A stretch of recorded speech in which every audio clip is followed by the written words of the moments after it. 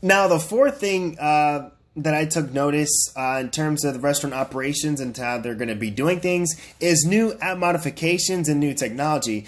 Over the past decade, there's been tons of new technology, at least for restaurants, when it comes to ordering, production, to inventory, and to even staff scheduling, to where things that were at least done on paper are now done electronically through like an iPad, laptop, or even computer. And so looking forward, tech companies have played a major role, not only in this economy, but also helping restaurant operators managing different challenges, especially for COVID-19 with safety, sanitizing, social distancing, and definitely no touching allowed. And owners are forced to adapt to this new technology. So if they didn't learn before, well, now they're going to have to learn. Because one of the fastest tech fixes has been updating apps, websites, because most people are on their phones nowadays. Internet has taken over the world in terms of what that helps with communication, with customers.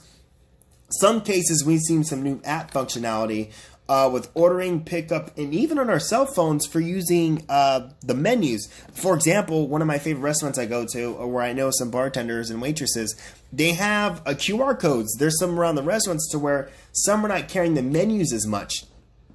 Because again, menus are touched by different people, different hands. So to make things safe, you just scan something on the table, the QR code on your phone from the table, and it pulls up the entire menu. And again, this goes with one of the implications as I go to new technology, new app functionality, self-serve ordering terminals, and basically touch screens. Facial recognition is something I could see in the future, although I don't see it right now. Maybe even voice-driven, but to me that's not really much of a big thing. And then lastly, from what I see, is customer ordering and sanitization.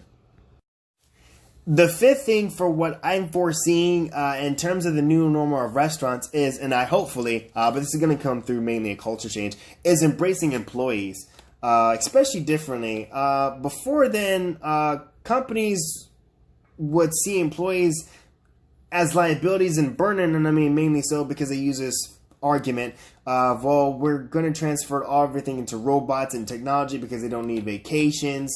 They don't need to go to the bathroom. They don't need this. I mean, we can create a bunch of logical fallacies all day.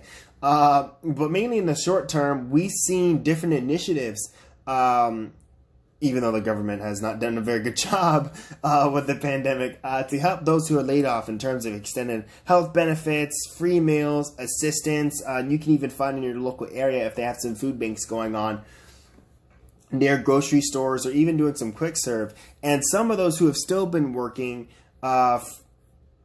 different companies could have increased wages to either compensate for the risk, for them to continue working in the environment, although with this recent stimulus package and with the government going on, still butting heads on unemployment and what people could be getting, we haven't seen that come to fruition yet. And some of these implications, what I can see in terms of new employees, would be a lot of things. You have a different culture overall, and that's because it's gonna need to be a thing. Because money alone, I tell people, money alone will not drive loyalty, but it can definitely influence it. And so the greater your culture will be, your employees would have more chance of staying, unless they have pay, they get increase the pay, they go somewhere else, and people who don't feel validated will also go elsewhere. So it's another thing to be careful for. And so a lot of things that can go to this next point of what I'm thinking on is new streams of revenue. This is a big deal because with the reality of no dine-in business, owners have had to scrap and find different ways of venturing into new areas of revenue. I mean, just to pay the bills, right? Because at the end of the day, bills don't care whether you pay them or not. They're residual every single month you use them. So one of the things that I've seen that they've been using is they extend service into part day, which relies on a limited meal for different times. So where they either have a breakfast, they could have a brunch, they could have a lunch meal to promote dinner, curbside, and delivery. And as I mentioned earlier, in terms of like selling groceries was also another implication, as we've seen through Subway. Because originally it started out as an opportunity to provide consumers with basics such as toilet paper. Thank God they're having those now. And to supplement the marketplaces where they were crowded, overfilled. A lot of people weren't practicing social distancing. Even those who were practicing social distancing, a lot of them had to wait outside, some in the heat during the worst times, some around the cold. It just made it very inconvenient. So for me, looking ahead, new streams of revenue will definitely be necessary. I mean, because one, business owners have to make up what they lost. So a lot of them are in survival mode at this point. And so implications, again, going to curbside delivery, drive-through as they're undefeated, adding day parts, and ghost kitchens. Someone told me about this concept. I kind of was confused on it a little bit, but something I looked into. And it's a concept where they're driven by delivery, which are frictionless. That's kind of funny.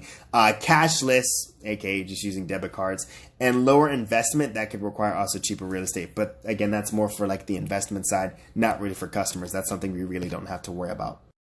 And the last thing that I'm going to be talking about in terms of the new normals of restaurants will definitely be financial management, especially if it needs to be tighter. Again, this is going back to with new streams of revenue. The reality of facing a dramatic drop in terms of revenue.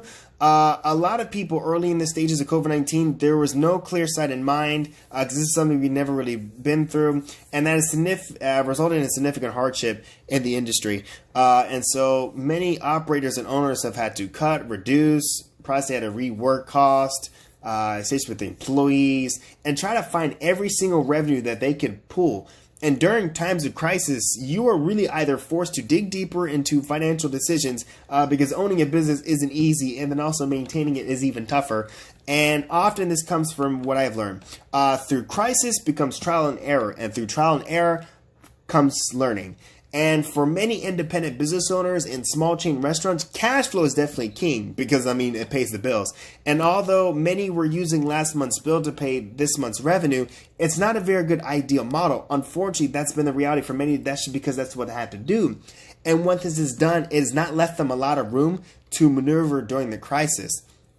And so moving forward, CFOs or chief financial officers will definitely have to take in a greater role in terms of expansion and investment plans and opportunities, and will have to do financial managements. They'll have to change to either reassess cash flow or different things that could be going on in terms of loans in the future and what their expenses will need to be moving forward.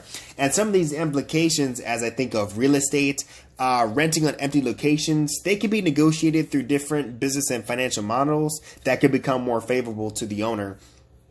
Labor adjustments of what I'm thinking through either floor plans. You could either do less crowded dining rooms or changing footprints to where footprints get smaller and make greater space that can be devoted to serving off-serve premise orders, or aka to now where they're doing their restaurant outdoors, especially if their dine-ins have been closing.